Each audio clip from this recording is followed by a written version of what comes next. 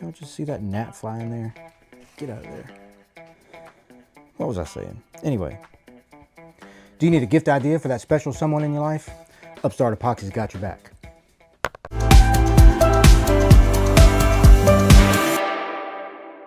Hey, how's it going? I'm Josh with JC Woodworks, and today we're going to show you how to make a mid-century modern plant stand. So Upstart Epoxy has a new silicone mold to help you make the mid-century modern plant stand. We're going to use this beautiful slab of walnut to make that happen.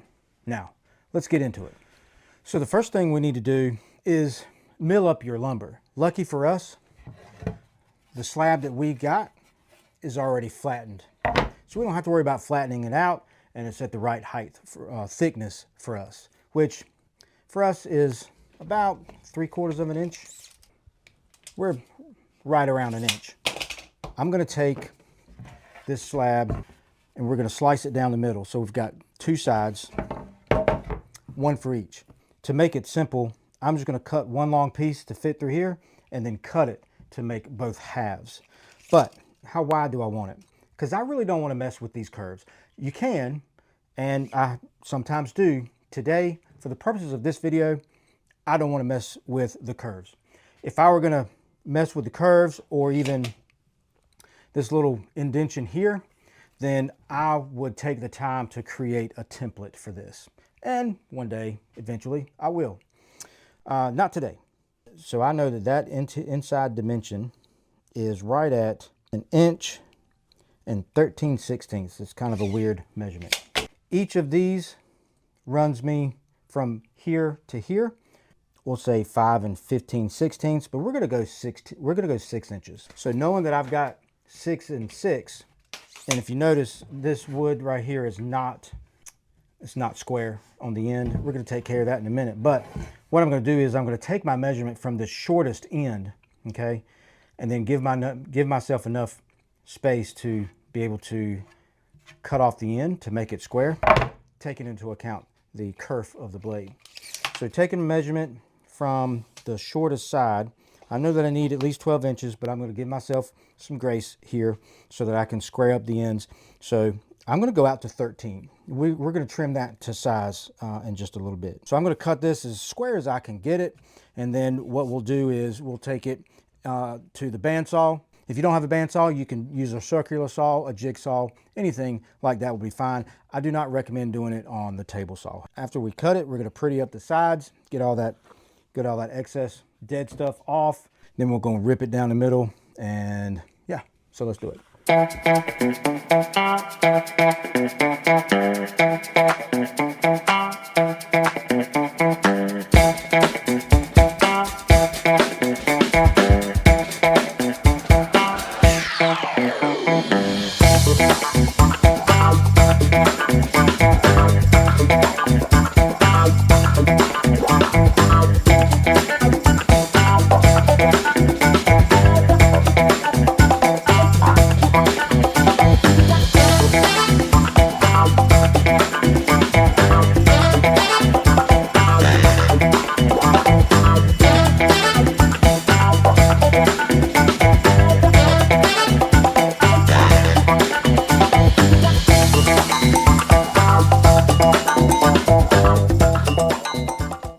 Okay, mistakes were made.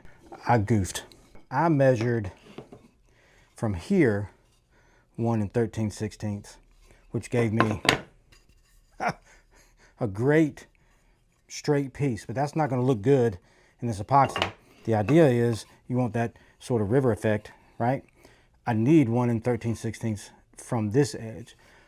However, this side is much wider than down here, so I'm going to need to go ahead and cut this and make 2 6-inch pieces. Then I can measure from here in on both sides and be a little bit more accurate. This one is just going to have to do because we've already cut it and we're not wasting walnut. It is what it is. All right, let's redo it.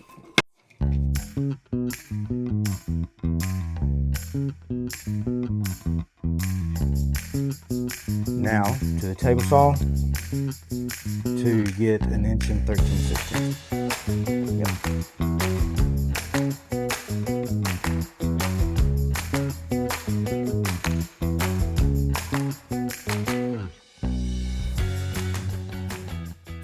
Okay, so now we're ready to mix up some epoxy.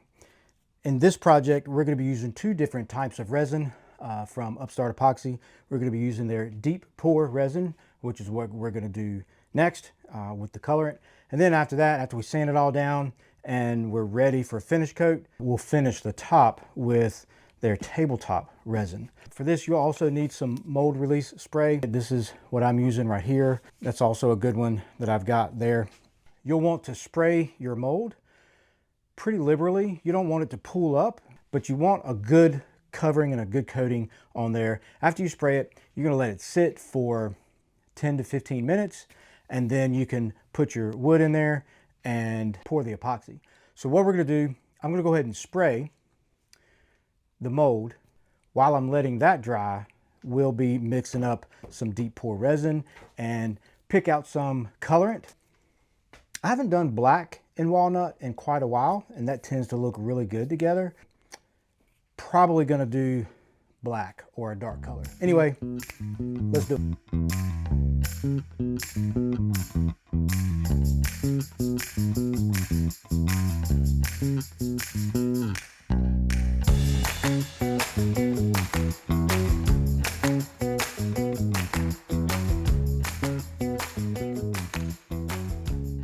So in order to mix up our epoxy, we need to know how much in volume to mix up. Some epoxy resins are measured by weight and some by volume. So Upstart Epoxy measures by volume, not by weight. Like for the tabletop epoxy, it's a 1-to-1 ratio. Well, the hardener doesn't weigh the same as the resin, so that you can't do the 1-to-1. Anyway, measure by volume when you're using Upstart Epoxy. How do you get volume? Volume is basically the length times width times depth, and that gives you volume. Okay, then we need to convert the volumes into fluid ounces, and I'm going to tell you how to do that also. The overall interior length of this, we're going to call it 12 inches, but on these sides it's probably 2.5. All right, I want to take the average. Okay, so if I took 3 measurements, 2.5, 12, and then we'll call it 11 because this right here is 1 inch. Okay, so how do you get the average? You add all 3, divide by 3, because that's how many measurements you took. All right, so we got 12, 11, 12, and 2.5 times 2 is 5. Okay, so we've got length of 10, width of 4.5, and our depth, we know our mold is 1 inch, so times 1. And that gives us 45. The volume is 45. How do we convert that to fluid ounces? Easy. Divide your volume by 1.8. Easy peasy. Obviously, I used a calculator off screen because I'm not that savvy with numbers. So 45 divided by 1.8 gives us 25 ounces. However many ounces you want to pour needs to be divisible by 3 in some way. Why? Because Upstart Epoxy's deep pour resin is a 2-to-1 mix ratio. So we know that by volume we need 25 fluid ounces. Can't really divide that by 3 very easily, okay? Not on here. So when I look at my mixing cup that I'm going to use, if I go on here, I got a 26, a 28, 30, and a 32. So of those, 30 is the easiest to divide by 3, right? 10, 10, and 10. So that's what we're going to do. It's important to get this part right. If your measurements are off and your ratios are off, it'll cause all sorts of problems down the road with the curing process. Ask me how I know. Okay. So in order for it to cure properly, make sure you get the measurements proper.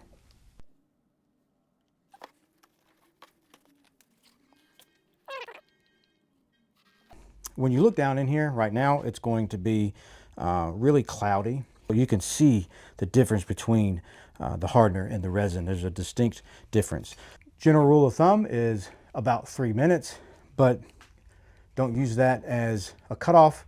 If you look down after 3 minutes and it's still not mixed properly, just keep going. As you're mixing, make sure that you are scraping the sides and the bottom because the hardener likes to stick to that as well. And then it'll create a situation where you don't have a good mix. As I'm stirring here, I am scraping the bottom, okay? And then every once in a blue moon, I will scrape the sides. Upstart Epoxy has a lot of different colors of mica powder through their polycolor set. This one here is the closest thing I've got to black. It's pewter. It's pretty dark. I think it'll do. I've never used it before, so I'm excited to try it. So we'll add a little bit of color in here, and then we're going to mix again. And I usually mix under the same premise of about 3 minutes. And you just want to make sure that it's good and mixed. Now, how much do you use?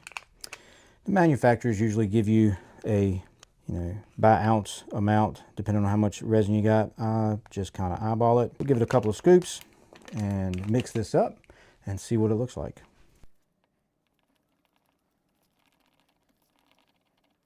When I pull the stir stick out, if I still see powder-like parts of, see, like there's a little clump there, there's some there. If I still see that, then I need to keep mixing. Okay, if I see it on the sides sticking, I need to keep mixing. And you need to make sure, did y'all just see that gnat fly in there? Get out of there. What was I saying? Anyway, so scrape the sides also, because you want to make sure that your mica powder is thoroughly mixed. Now we've got our resin all mixed up with our color in there. We've given the mold release spray plenty of time to dry.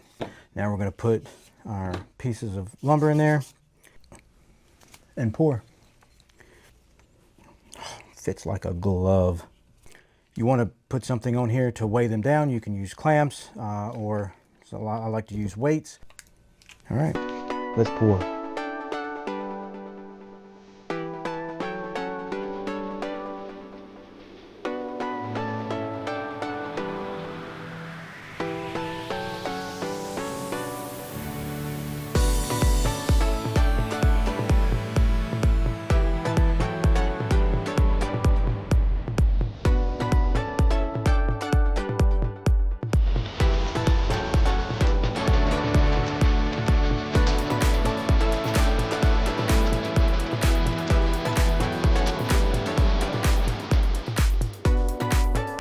This pewter, kind of a gray, looks fantastic. I really like that. So the good thing about the deep pour resin is the cure time is 72 hours. So within that 72 hours, that's plenty of time for the bubbles to rise to the top and pop themselves. So every once in a while, you might get a bubble that popped and then it's got a little divot in there when it's towards the end before it gets pretty hard. But we're going to plane it down and sand it anyway, so that really, I'm not concerned about that. Now, you also saw me swirling. Those swirls are not going to stay, okay? Not at this stage. The viscosity of this deep pour is so thin, it's water-like. You can swirl all you want to, but over time, as the exothermic reaction happens, as the resin is curing, then that resin is going to move around. So those swirls and whatever pattern you just did in the resin, it's not going to stay. They say that you want to come back and do the swirls when it's about the consistency of peanut butter.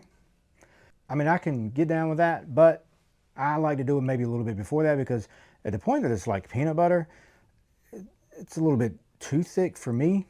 Is it an exact time? No. It depends on how much resin you're using, how big your mold is, and how much you got in there. So what I typically do is I'll start at about 12 hours in, and then I'll start checking it about every hour at the 12 to 13 hour mark. So far, most of my pours have been between 12 and 15 hours that I can swirl, and it pretty much stays. Sometimes I get it right, sometimes I don't. It's going to look fantastic anyway, no matter what. Now we give it 3 days, 72 hours to cure, and we'll come back and demold. The epoxy is set. It's cured, it's dry, it's all good. So it's been 72 hours or thereabout. a little bit over. One of the ways that you can tell for sure that it's ready to be demolded is it's hard. It's like super, super hard. If you can put your fingernail in there and it leave a little divot, then it needs to sit a little bit longer, but ours is good. Now, one thing that you'll notice on here is there are still some surface bubbles that did not fully pop or come out, but that's because when I came back to do my swirls, it was so thick at that point that the bubbles didn't have time to fully come about. And that's one of the things that we talked about a little bit ago, that, you know, when we talked about how it's supposed to be the thickness of peanut butter, and how I don't really love that. And that's one of the reasons, because, you know, the bubbles don't have time. It's really thick, but that's okay because we're going to plane this down and sand it, and you'll never know that it was there. For my swirls, what I ended up doing is coming back about the 13-hour mark. I'm pretty satisfied with the swirls. What we're going to do is we're going to demold this and then plane it down so that the wood is level with the epoxy. We can get all the surface bubbles off of here. We'll plane both sides. Then we'll do some sanding to clean this thing up, and then we'll assemble it, and we'll finish it and assemble it. One of the things I don't particularly like the way this turned out, and it doesn't always do this, I can tell you what I could have done to make it a little better and prevent it. But if you notice on this side, there's no movement that you can see, and on this side there is. One of the things that I could have done to help prevent that or not make it as noticeable is when I did my swirls, kind of swirl the bottom of it. I didn't do that on this, to be honest. Most of the time it's not that big of a deal. For this one, we're going to be assembling this like that, so it's going to stand out a little bit more. But again, I mean, we'll be all right. So now what we're going to do is take this over to the planer, run it through a few times, get the wood that's proud of the epoxy right now, and then all these extra little things on there and these surface bubbles, get rid of all that, plane it all down. Plane it on both sides to get rid of some of the epoxy that's on the lumber, and good to go. All right, let's do it.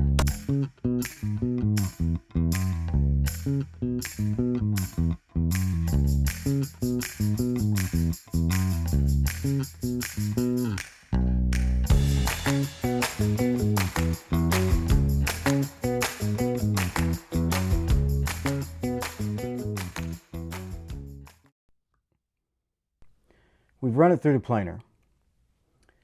I've also run into a little bit of an issue that I've discovered where I goofed. And I believe in full transparency. I'm not going to start over on this. Normally I would.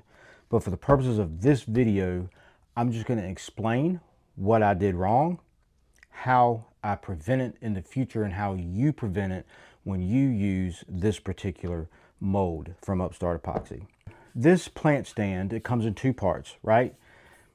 And this is supposed to connect into that, and then the pot sits on top of this, right? What I did not take into account was the thickness or the width of these openings, which is 1 inch. My lumber started at 1 inch, and then when I planed it down, it is no longer 1 inch. And so there is a huge gap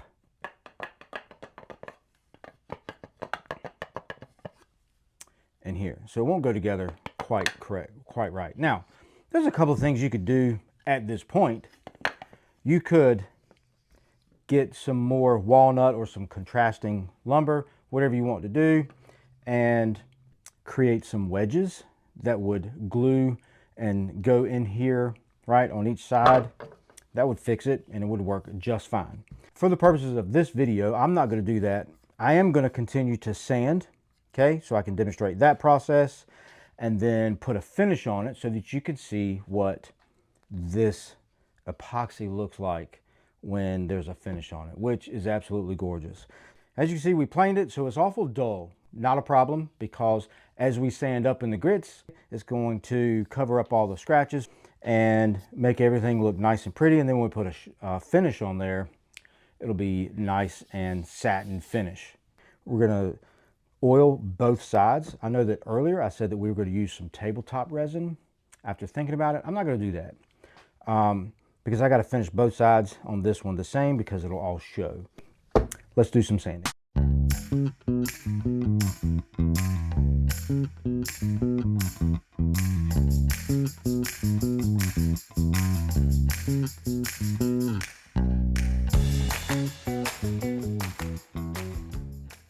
So we've got them all sanded, got it wiped down, used a little bit of isopropyl alcohol. And the reason I do that is it gets all that fine dust off of it and it dries super quick. So it's not gonna seep into the wood and damage that in any way. I'm gonna use a little bit of walrus oil and throw some oil on here and show you the final product.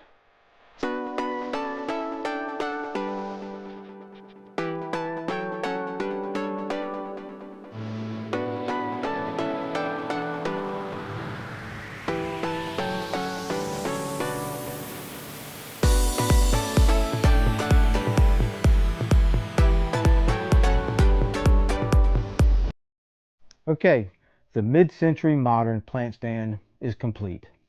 So let's recap some of the issues that we found and the mistakes that I made so that you don't have to make them. So the first thing that we noticed, and the first thing I want to point out to you and remind you, is when we do our swirls, we want to make sure that we kind of scrape the bottom of it a little bit, and that's so that we can get some pattern on this side. This side looks really good, this side's kind of boring. The second thing that we ran into is measuring correctly and anticipating. When you're creating this project, remember that this gap is 1 inch. Make sure that you have some lumber that's more than 1 inch thick, a little bit more than 1 inch thick, so that you can anticipate having to mill it down in the planer to get it even with the epoxy. Some ways to get around that: you could use more wood or more epoxy on this.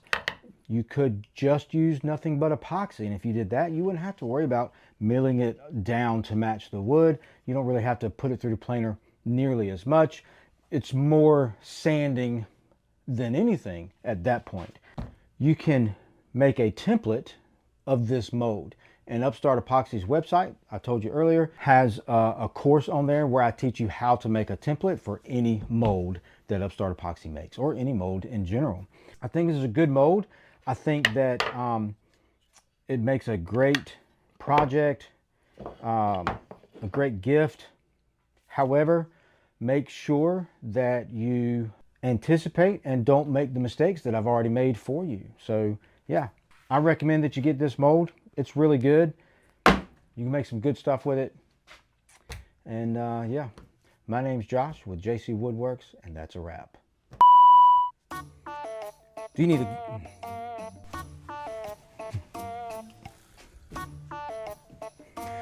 Hi, I'm Josh from JC Woodworks. Hi, I'm Josh with JC Woodworks. Today, we're gonna...